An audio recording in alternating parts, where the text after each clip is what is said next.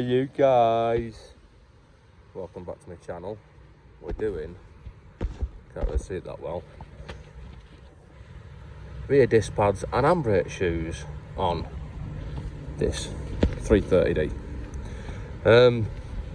I recently did a video on how to adjust the handbrake. I'll be doing that again, but not as in depth, and just changing the handbrake shoes as well as all the rest of the shit. Back plates are fucked, so I'm gonna have to bodge them. So it'll be, well, maybe you can say how to do that as well. Anyway, let's get it jacked up. Now underneath here, you should have one of them to jack it up with.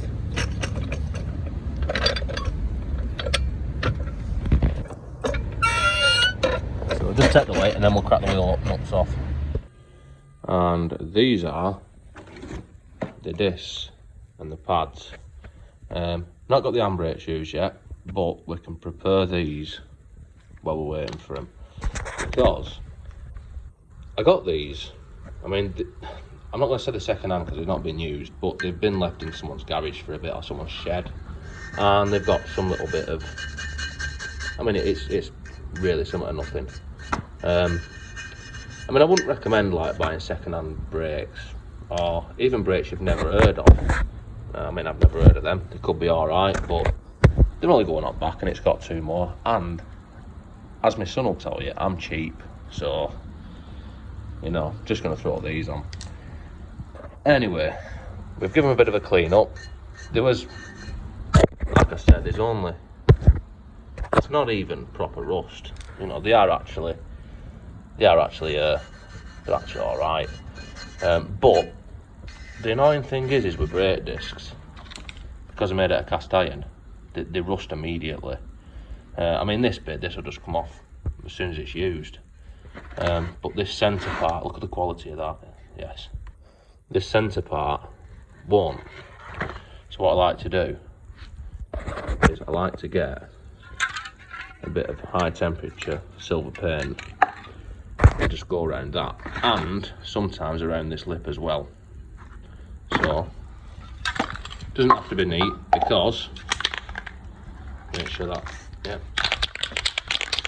don't have to be neat, because if you get it on here, the brake pads will just take it off. I mean, you don't want to put loads on, you don't want to get loads on there, but it's not going to do any harm. Some people will argue that it will do harm, but it never has done with any of I've done. Just a quick dusting, really. Right, so as you can see, it's all over the friction surfaces now. But just stop them rusting forever until they're used.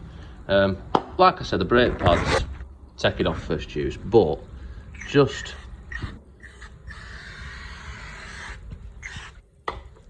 to be a stickler, I'm going to wipe it off. And just a bit of brake cleaner. Carb cleaner would be even better, but these are brakes, so you have to use brake cleaner to clean the brakes. So I'm just going to wipe that off. So as you can see now, with a bit of a wipe off, missed a bit. It's got to be perfect. With a bit of a wipe off with a bit of brake cleaner before it's fully dry, just comes straight off. As I said, probably about 3 times now, if I'd left the paint on, then all that would have happened is the brake pads would have cleaned it off for me instead, and it would have saved me the hassle. But it's easy enough just to wipe it off. I mean, I've bought, I said, high quality brakes. I think it was Borg and Beck that I last bought, and the whole paint, the whole fucking disc was painted then anyway, in the same way. So just because you see it a lot of times, people do this and then they get slated for it on, well, I've seen it a few times on Facebook, and people are like, oh yeah, your brakes won't work. Well, yeah, they'll just fucking clean themselves. You know, they might not work for the first inch or something. Anyway, they're ready to be put on when I can be bothered, so we'll come back then. Right, so normally I would tell you to leave the handbrake on and not jack the car up before you take these bolts out, but I'm using an impact gun, so I don't have to worry about that. the wheel spinning as I'm on bolting the wheel. So that's that off, and we'll put that in a safe place. Right, so now we've got our wheel off, now we can start. We're going to have to take the caliper off, take the sliding part off to clean it all up properly. We want to take the full lot apart. But first, there is this here. Now I think that is a 5 or a, I think it's a 6mm Allen key, but my one of them in my set's broken, so I'm using a Chalks bit. So anyway, to undo that, just wedge a screwdriver in there, and then, oh, it wasn't that tight anyway, but if you just try and turn, then, you know, that'll stop it, stop the whole thing spinning, just makes it easier. So let's take that out. So another thing that you're going to want to do is, you're going to want to return the pistons in the caliper. Now an easy way of doing this, which I think I've showed this before, is get a screwdriver and wedge it in there and just gently and slowly. You want to be really slow and gentle with this because you can fuck stuff up if you do it too fast. I mean, really, you should set the lid off the master cylinder, but it's raining and I don't want the master cylinder getting full of water, so I haven't. But I'm just doing it nice and lovingly. There we go. As you can see, the disc's nice and loose. So that's all the way back now. Right, so these little plugs I've just taken off from there. And there's 2 of them, and they're 7mm Allen keys. So you want to undo them.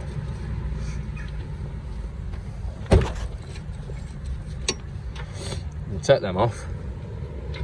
Now, if you're just taking the disc off, you can undo the main caliper bridge and take it all off as well. But I'm doing the pads as well, and I want to clean everything up properly. So it's might as well just take the slides out. Right, so they're pulled out enough so that they're not doing anything. I want to lever that off there.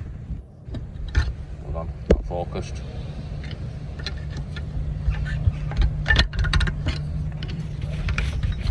This is easy with 2 hands, to be honest with you.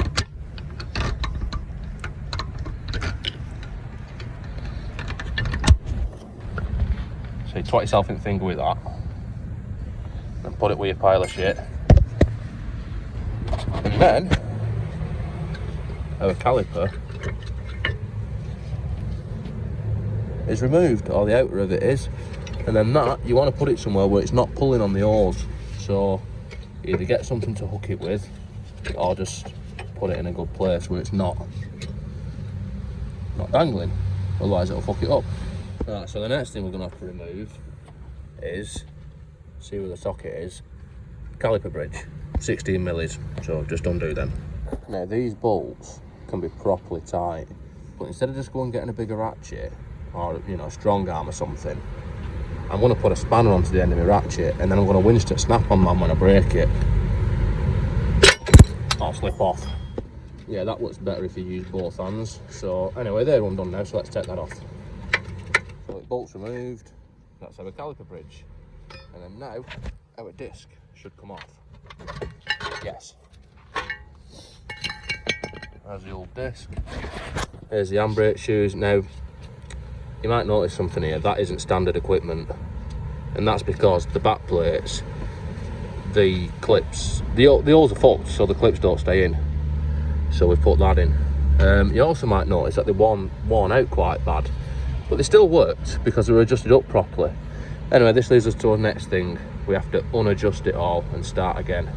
So before you start messing about at the other end, you're best off slackening the cables off at this end, which is as easy as just undoing these both. I mean, this is the other side than what I'm doing now. That's the other side of the car, but I might as well just undo them all. So anyway, let's back them off fully. Right, so they're both fully backed off.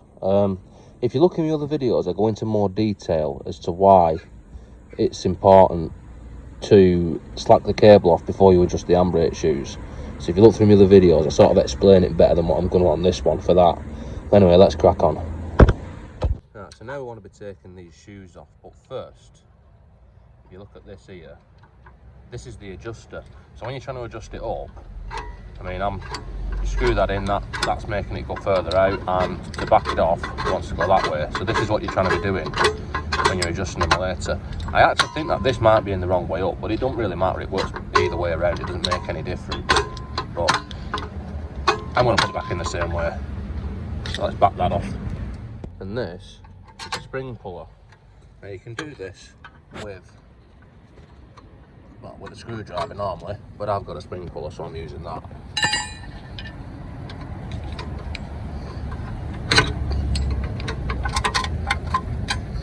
Now once that's adjusted off, once I take this off, it'll just flip over anyway. So anyway, as I mentioned before, this is supposed to be a nice little clip that you just turn a quarter of a turn and goes in. But these back plates are shit and they just rust. So on mine, I've got the joy of a screw with a little locking nut on the back. I'm not going to try and show you because you won't be able to see it, so I'm just going to take the shitter out. Right, so once you've removed them, the whole thing just flies off. So let's give it a clean up. And as you can see, actually, this is the reason why I can't use the original clips, because, well, it just rips through. Right, so the next thing we're going to do is we're going to put our new shoes on. And you can put this bit together first and just hook it over. Let's see if this works. It normally does, but trying to do it with one hand is different.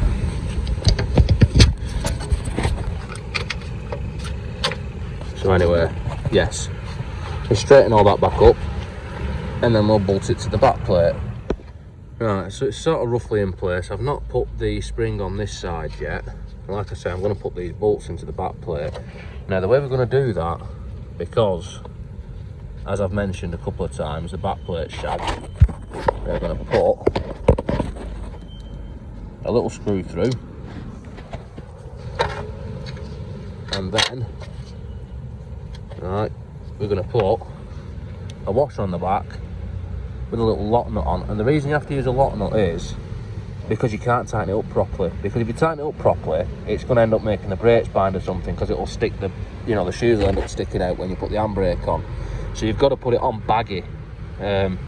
So yeah, lock nut stops it coming loose. So it has done up until now anyway, so let's put that on. Somewhere behind here.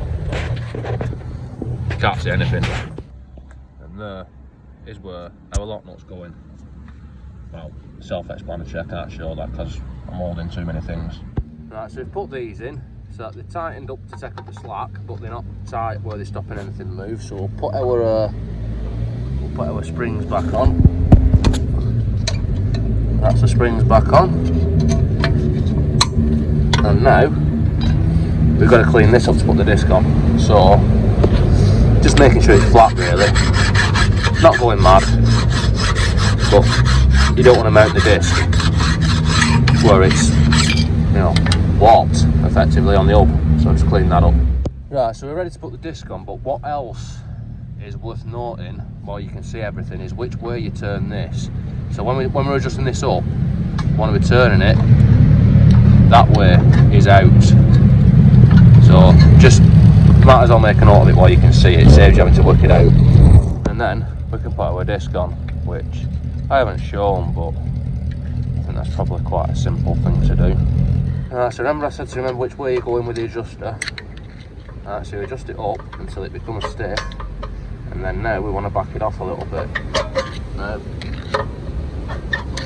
It helps to have a torch to see, but you get the picture. If you want to see how to do that, let's back it off a little bit more still. If you want to see how to do that, look at my other videos because there's a better video on this. But I'm just going to throw it back together now. The adjusting I'm going to do, but I'm not going to film all of that. So just build it up. So now we're going to be ready to put the pads in, and we've come to one of the favourite debates of all time. Do you copper dick it or do you not copper dick it? Now I do, but just a little bit. Put it where it slides. It's just anti-seize. It's not a lubricant copper slip, it's just anti-seize, and it helps to stop them from squealing. So I just put a little tiny bit, I say a tiny bit, I'm just blobbing it all on, just around there, but mainly on these little slides. Now we've cleaned all this up, we've got a wire brush off, so it's better than it was. Now this pad, once we put in there, and the other one needs to be put in there. And then this slides onto there, and then we put our 7mm Allen bolts back in and tighten them up. So once them are tight, you can put your caps back on, and this thing needs to be put into like that. And now we can pump our brake pedal. We can also tighten up the brake cable on this side at least to centralise the shoes and readjust. Make sure that it's actually working. Now let it off again. So now we've adjusted it as much as we can without driving it. Let's put the wheel back on, which you don't really need to see. And then, once you've put it all back together, and you've got it roughly adjusted, and then you've driven the car a little bit, and then put the handbrake on to centralise the shoes, you want to adjust it again. And the easiest way to do it is to jack the car up and just take one of the bolts out. And just adjust it up until it bites, and then back it off a little bit. And then adjust it up at the cables is last thing. So now we've finished on the outside, the last thing to do, and only now do you adjust the handbrake cable up properly. Now, if you notice, this has got slack on the cables. You can't really see the one, but it's got slack on the cables. And I've actually got an half decent handbrake, so all I'm going to do is take the slack out. Because if you tighten up too much, then you'll end up with your brakes binding. So just adjust the slack out and see how it feels. Then obviously I've refit this Johnny, and you can enjoy the novelty of a working handbrake on a BMW. Probably won't last long because they're pretty shit, but there we go, that's done. Yeah, I forgot to mention that when you're doing the final handbrake adjustment on the cable, I've actually done both sides at this point. I've not just done one side, I just only filmed one side because, well, the other side's the same, so why would you want to watch it twice? Anyway, this handbrake's pretty good now, which is, yeah, pretty good that for one of these. Anyway, don't forget to like, subscribe, comment, tell me what I've done wrong, all the usual shit, and look at my other videos. I mean, there's a better one about adjusting the brakes up, adjusting the handbrake up in my recent videos. It's better than this one for that. So if you're wondering about that's a much better video than this. It explains it better. Anyway, peace out my G's.